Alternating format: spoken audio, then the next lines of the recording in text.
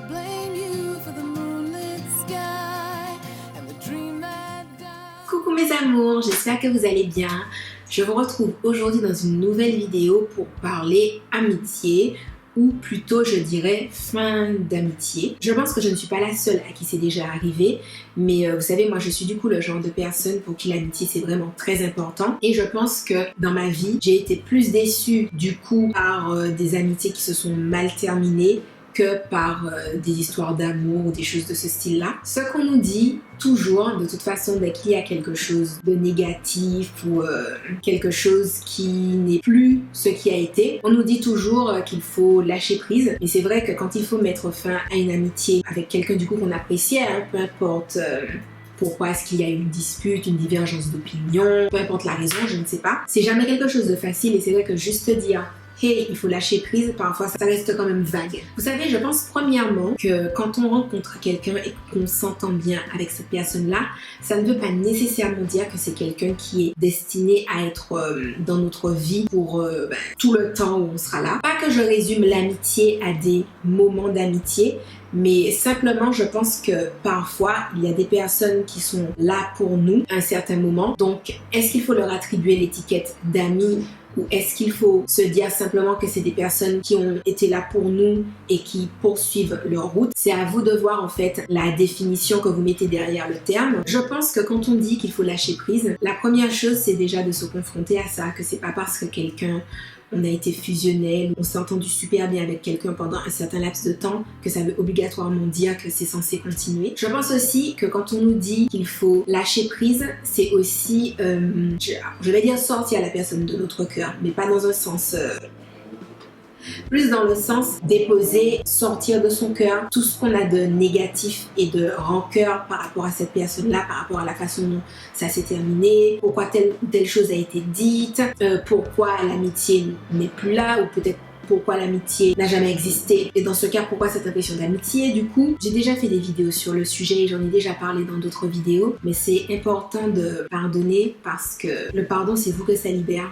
C'est pas spécifiquement quelque chose qui est pour l'autre. Pardonner ce que la personne a pu vous dire ou vous faire. Lâcher prise, c'est aussi prendre du recul par rapport à la situation et évaluer ce qui s'est passé, ce qui s'est dit, ce qui s'est fait. Alors ce recul-là, c'est pas quelque chose qui se fait immédiatement après qu'il y ait eu un souci, ou bien immédiatement après que la décision de peut-être couper les ponts, ne plus parler ait été prise. Je pense que c'est important de laisser couler d'abord le temps que toutes les émotions aient eu le temps de sortir, tout simplement. Prendre le recul, d'analyser ce qui s'est passé, mais sous les deux angles, c'est-à-dire oui, vous vous êtes pris en pleine tête ce que la personne a dit, ce que la personne a fait, mais vous, dans cette situation-là, qu'est-ce que vous avez fait? Qu'est-ce que vous n'avez pas fait? Quels sont les signes que vous avez minimisés, ou ceux que vous n'avez pas vus, ou ceux que vous avez peut-être amplifiés, qui ont peut-être accéléré le problème ou qui l'ont masqué, ou peu importe. Comme je l'ai déjà dit dans d'autres vidéos, quand il y a un problème dans une relation, quelle qu'elle soit, c'est parce que les deux personnes ont fait quelque chose. Ce sont deux personnes qui sont actrices dans la situation. Même le fait de ne rien faire est un choix et va influer sur la relation en fait. Donc vous, de votre côté, qu'est-ce qui s'est passé, comment vous avez vécu la chose, pour essayer de démêler le nœud. Et surtout, je pense que c'est important et que ça permet aussi de relativiser, d'apprendre à se connaître mieux, mais aussi d'être plus bienveillant et plus patient avec les autres, parce que quand on se rend compte, par exemple, ah mais à tel endroit, je n'ai rien dit, et en fait, j'aurais dû dire ou pu dire quelque chose. Et à tel endroit, j'ai dit quelque chose, mais j'aurais peut-être dû soit le dire avant, soit le dire après, soit peut-être ne pas en parler, soit le dire différemment ou à un autre moment. Enfin, voilà, je veux dire, il y a énormément de choses dont on peut se rendre compte quand on est à froid, que toute la situation s'est déjà écoulée. Lâcher prise, c'est aussi admettre le fait qu'on évolue tous et que parfois, on peut évoluer avec quelqu'un comme deux lignes parallèles en fait. Ce sont des routes qui ne vont plus se croiser tout simplement. Moi, ça m'est arrivé que des amitiés ne matchent plus, parce que je pense aussi qu'il y a des amitiés, selon la façon dont elles se sont créées, peuvent demander en fait beaucoup d'adaptation, et si cette adaptation-là n'a pas lieu,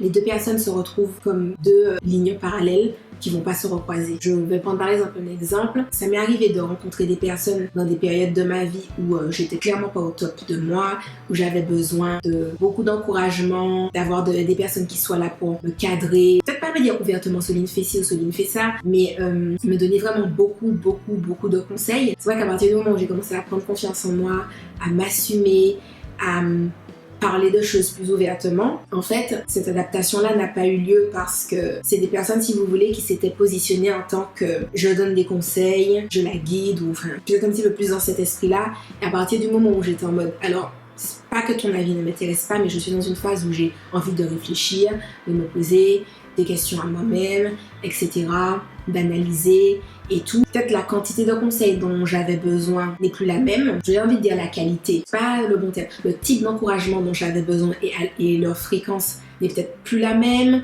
Enfin, voilà, tout un tas de petites choses, tout un tas d'ajustements qui par exemple n'ont pas été faits, qui ont fait que du coup ce sont des personnes avec qui on ne se parle plus, simplement parce que la façon dont ils envisagent une amitié avec moi n'est plus la façon dont moi j'envisage une amitié tout court en fait. Il faut accepter que dans une relation, il faut que les deux soient quand même, pas quand même, il faut que les deux soient ok avec la façon dont ça se déroule. Donc si moi ça ne me convient pas, que la personne en face d'elle, ce que moi je veux ça ne lui convient pas, passer par l'étape de la reconnaissance. C'est toujours hyper important, je pense, quand on se sépare d'une amitié, de se rappeler les bons moments, parce que ça sert à rien, vous savez, de rester amer sur la situation ou de minimiser ce que cette personne-là a pu faire pour vous, ou les encouragements qu'elle a pu vous donner, ou la force qu'elle a pu vous donner. C'est vrai que quand on vit ce genre de choses-là, on a tendance à se dire, est-ce que l'amitié a vraiment existé? Oh, la personne n'a jamais été mon amie, machin, non, c'était ci, c'était ça, enfin, tout un tas de choses. Et la réalité, que ça soit vrai ou que ça soit faux, c'est que même si par exemple la personne vous a aidé par, je sais pas, pour faire genre ou bien pour X ou Y raison, ben peu importe la volonté qui s'inscrivait derrière, vous avez reçu ce soutien-là et c'est toujours bien.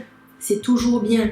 C'est pas quelque chose qu'on vous enlève. Vous aviez besoin d'entendre cette phrase-là à ce moment-là. La réalité, c'est que forcément, oui, nos proches nous encouragent, mais parfois, ça peut être d'autres personnes, ça peut être des inconnus, ça peut être quelqu'un que tu regardes sur Internet, ça peut être quelqu'un qui écrit un article, ça peut être une phrase d'encouragement sur Facebook ou sur Instagram. Donc, en définitive, que la personne soit comme ci, comme ça, ou qu'elle ait changé, qu'elle ait montré son vrai visage, juste à ce moment-là, tu avais besoin de A, elle t'a donné A, juste s'arrêter là. Si vous voulez, ne pas essayer de plus creuser parce qu'on n'est pas dans la tête de l'autre et on ne le sera jamais. Et si la personne n'est pas dans une optique où elle va vouloir expliquer le pourquoi du comment, ça sert à rien, on va juste tourner en rond. Tu vois, par exemple, moi, je l'avais déjà dit, je crois, dans une vidéo, mais peut-être pas sûre, je me souviens pas.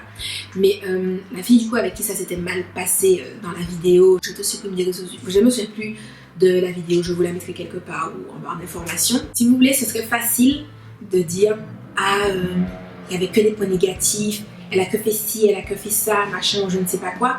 La réalité, c'est que quand bien même la façon dont ça s'est terminé, peu importe ce que j'ai pu lui reprocher, ça restera toute ma vie la seule personne qui a été là pour moi le jour où j'ai appris la façon dont mon oncle est mort. Parce que du coup, j'ai appris que mon oncle est mort et 2 semaines plus tard, j'ai appris comment il est mort. Et ce jour-là, personne n'était là. Alors, je n'envoie pas de blâme sur mes amis ou quoi que ce soit. C'était juste un concours de circonstances. Genre, Marjorie était en voyage pour le travail. Ma soeur était en Lituanie.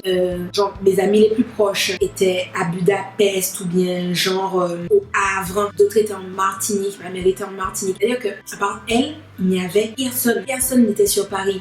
Et quand je l'ai appelée en lui disant que ça n'allait pas, elle a arrêté ce qu'elle faisait et elle est venue. Peu importe ce qu'elle a pu me dire après, peu importe les mots qui ont pu me choquer ou que j'ai pu trouver méchants, ça n'enlèvera jamais que ce jour-là où j'ai fait une crise d'angoisse à Saint-Lazare, où je suis rentrée chez moi, j'ai pleuré des heures sur ma moquette.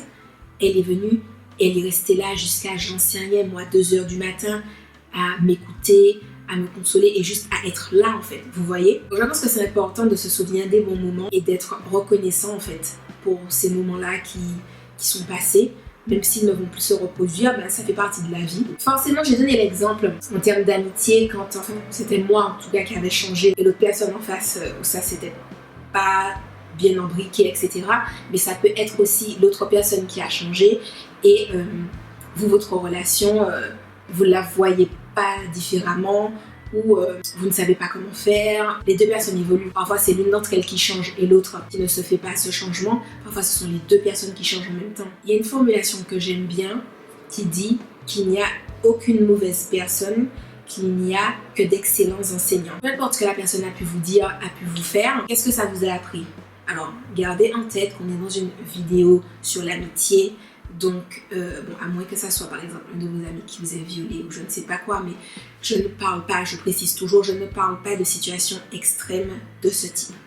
Mais qu'est-ce que la situation vous a apprise? Et toujours, quand vous faites ce travail-là de vous poser la question, ne le faites pas tout de suite, parce que quand on réagit à chaud, on a tendance à être en mode mais appris qu'on ne pouvait pas faire confiance aux gens, que les gens ils sont pas honnêtes, que les gens ils te mettent un coup de couteau dans le dos et tout. Et même si cette personne vous a fait ça, je reste convaincue que la véritable leçon que vous avez à apprendre de ça va plus loin que les gens sont des haters, les gens trahissent, les gens blessent. Je pense qu'il y a quelque chose de plus profond et surtout de plus personnel, de plus spécifique à vous que vous avez à apprendre en termes de leçons de cette expérience. Et c'est également important dans ce genre de situation-là de ne pas généraliser. C'est-à-dire que si vous avez eu un problème avec quelqu'un dans un endroit spécifique ou dans un contexte spécifique, de ne pas le généraliser à tout cet endroit-là. J'en avais parlé du coup dans la vidéo Je te supprime de mes réseaux sociaux, où je vous disais que la première chose que j'ai faite c'était de généraliser ce que c'était pas quelque chose à faire, parce que du coup j'avais l'impression que genre tout le monde était contre moi, patati patata, alors que j'ai peut-être eu un souci avec 10 personnes à l'église, alors que bon on est une église de genre 1000 à 3000 personnes.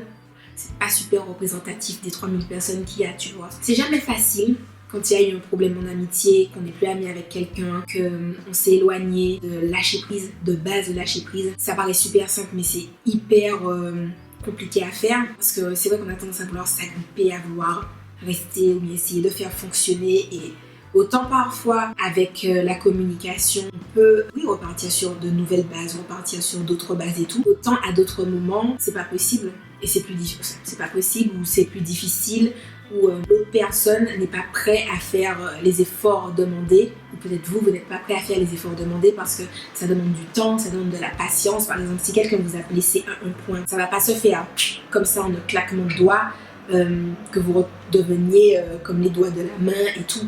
Parce que c'est un bon coup que la confiance a prise et il faut qu'elle se reconstruise et surtout qu'elle se resolidifie. En tout cas les amis, j'espère que cette vidéo aura pu vous aider dans ce que vous êtes en train de traverser et j'espère qu'elle vous aura aussi un peu apaisé, parce que c'est vrai que dans ces moments-là on est mal. J'espère que cette vidéo aura pu vous aider, qu'elle vous aura donné des pistes pour pouvoir avancer, retrouver la paix, guérir et puis avancer sereinement, ne pas avancer avec un arrière-goût, de l'amertume ou de la rancœur dans le cœur. Parce que c'est vraiment des poisons, c'est vraiment des poisons pour l'âme. Et même si quelque chose s'est mal terminé avec quelqu'un, dites-vous que la rancœur, le non-pardon, l'amertume, c'est vous que ça empoisonne, c'est pas l'autre personne que ça empoisonne. L'autre personne, elle continue sa vie, vous voyez. Donc voilà, je vous fais de gros bisous et je vous dis à la prochaine dans une autre vidéo. Bye!